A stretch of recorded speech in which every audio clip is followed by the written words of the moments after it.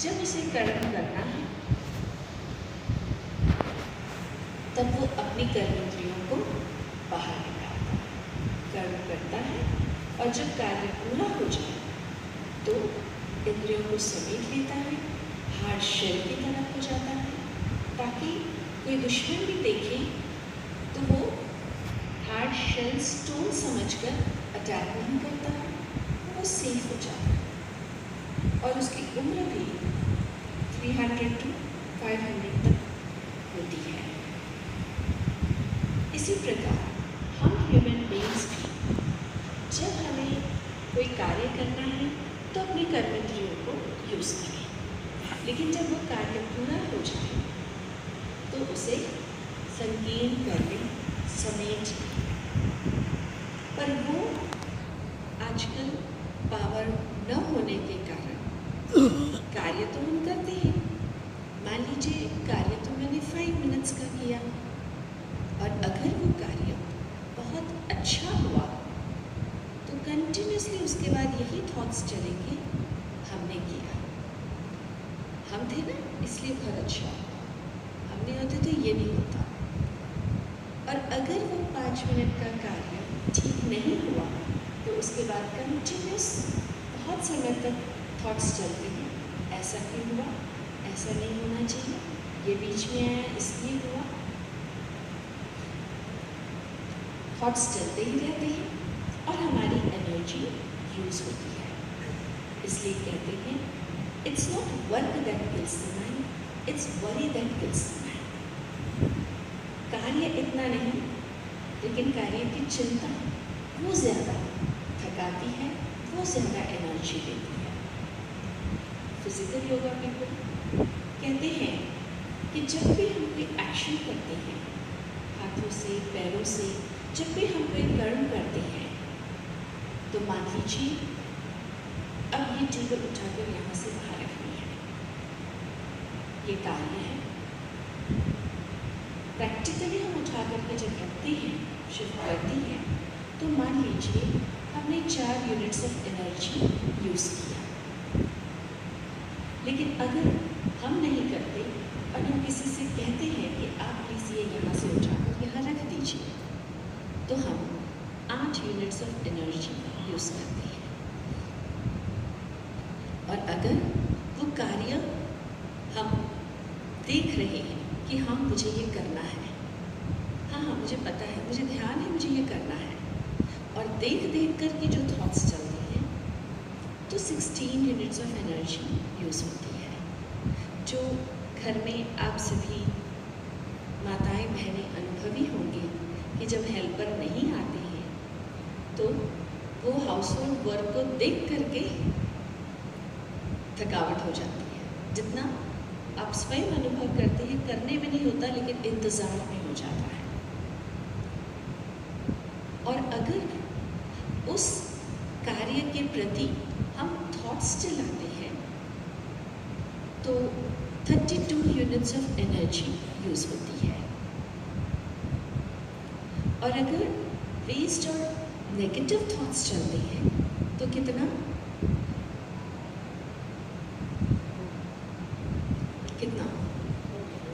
64 128 कितना times multiply हो गया, इतनी एनर्जी हम यूज़ करते हैं। अर्थात कार्य तो किया, लेकिन एक कार्य के लिए क्योंकि ये शक्ति न होने के कारण हम बहुत ज़्यादा एनर्जी यूज़ करते हैं, और इसलिए फिर टायर्ड साइकोलॉजिस्ट कहते हैं एक नई बीमारी है जिसका नाम है टैट, TATT, जिसका फुल फॉर्म है टायर्ड ऑल द टाइम।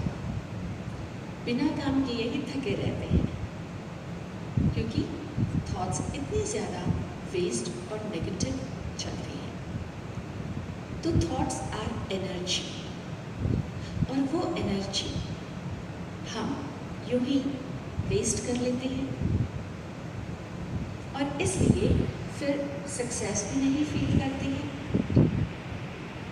तो ये बहुत इम्पोर्टेंट पावर है, इससे हम बहुत सेफ रहते हैं कि जब कार्य करना है तब किया, और जब नहीं तो फिर कर सकते हैं। सेकेंड इम्पॉर्टेंट पावर है पावर टू बैकअप। बैकअप माना packing. Packing is an art. ये बहुत अच्छी आर्ट है।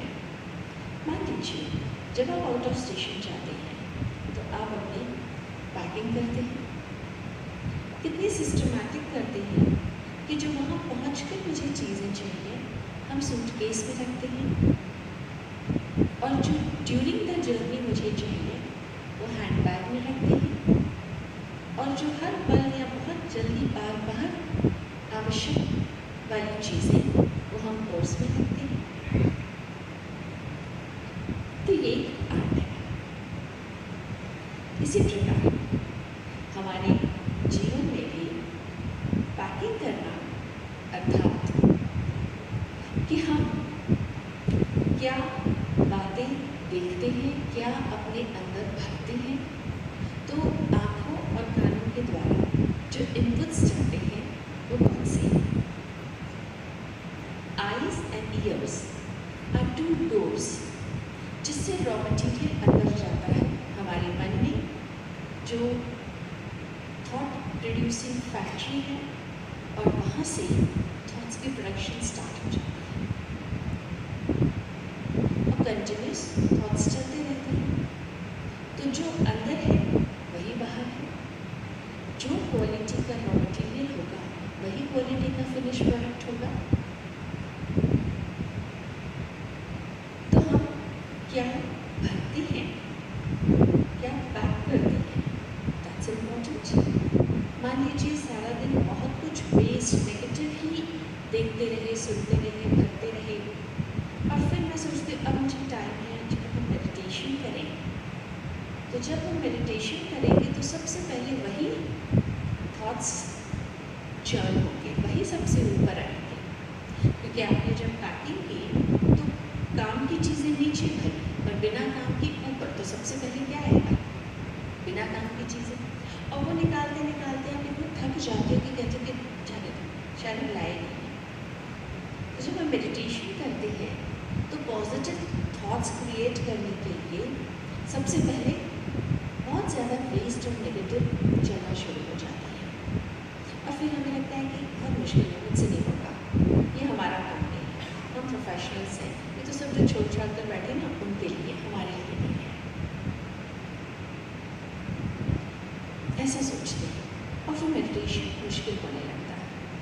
इसलिए यहाँ पे ट्रैफिक कंट्रोल सिस्टम है कि जिसमें एवरी आवर एटलीस्ट 1 मिनट हमारे जो थॉट्स की ट्रैफिक है उसको हम कंट्रोल करते हैं, अर्थात एक पॉज, स्पेस, और फिर स्टार्ट करते हैं मुझे जो करना है। मतलब हम एनर्जी को कंजर्व करते हैं और फिर डिसाइड करते हैं अब किस डायरेक्शन जाना है। एक बार एक प्रोफेसर ने टेबल पर एक एम्प्टी जार रखा और उसी साइज का एक और जार ले आया जिसके अंदर 2 डायमीटर्स के रॉक्स थे, स्टोन्स छोटे छोटे, और उसने क्या किया, वो जो रॉक्स थे वो सारे उठाकर एम्प्टी जार में डाल दिए और स्टूडेंट से पूछा, इज दिस फुल? बोला यस सर। फिर उसी साइज का जार ले आया जिसमें पेबल्स थी, खड़ी, जो कंस्ट्रक्शन के कार्य में, और फिर उन्होंने उस जार में डाला जिसमें ऑलरेडी 2 डायमीटर्स के रॉक्स थे, और जब डाला तो जहाँ जहाँ जगह थी पेबल्स से भर गए, और प्रोफेसर ने पूछा, इज दिस फुल? कहा यस सर। अब वो बजरी ले आए, सी सैंड, और उन्होंने उस जार में डाला जिसमें रॉक्स थे, पेबल्स थी, तो जहाँ जहाँ जगह थी वहाँ पे सैंड से भर गया। अब उन्होंने पूछा, इज दिस फुल? कहा यस सर। अब कुछ था मार्जिन डालने का? अब वो जार ले आए वाटर का और पानी डाला उस जार में जिसमें ऑलरेडी रॉक्स थे, पेबल्स थी, सैंड था। तो पानी से वो बिल्कुल पैक हो गया। प्रोफेसर ने ये बताना चाहा कि इसका अर्थ क्या है। उन्होंने कहा कि स्टूडेंट्स, अगर मैं इस जार को पहले ही रेत से भर देता तो क्या रॉक्स और पेबल्स के लिए जगह बचती? नहीं बचती। इसका मतलब rocks are important things in my life. Rocks अर्थात जो मेरे लिए इम्पॉर्टेंट है उसके लिए मैं पहले जगह दूँ, उसके लिए मैं पहले टाइम निकालूँ।